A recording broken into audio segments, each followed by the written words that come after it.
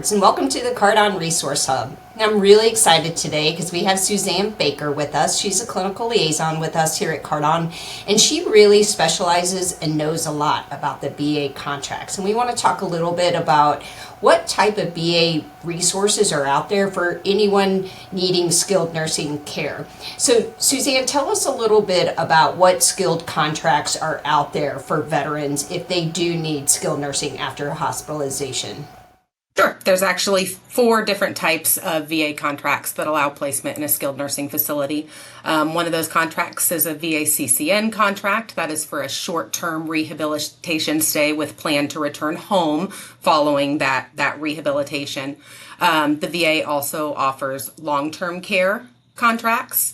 They offer end-of-life contracts, which provides hospice care for veterans facing end of life. And they also offer respite care to give caregivers time away and still receive care for their loved ones. What CarDon communities accepts the VA contracts currently? All CarDon facilities accept the short-term VA CCN contracts, so any short-term rehab contract covered by the VA can go to any CarDon facility. For the rest of the contracts, they have to go to a fully contracted VA facility, which within CarDon would be Altenheim and Brown County Health and Living. So how does the VA determine eligibility for a veteran and to use these types of benefits and contracts? To be eligible for the VA CCN contract or for the long-term care contract, a veteran has to be deemed 70% service connected or higher. That service connection is determined by the VA. That's something that's already been decided for them and is based on disabilities that they received while in active military. For respite contracts and end-of-life contracts, any veteran who receives their primary care through the VA is eligible for those contracts without a required service connection. So how would a veteran find what their service connection is? Where do they go? How do they find that information? Their PCP office has an assigned, it's called a PACT social worker.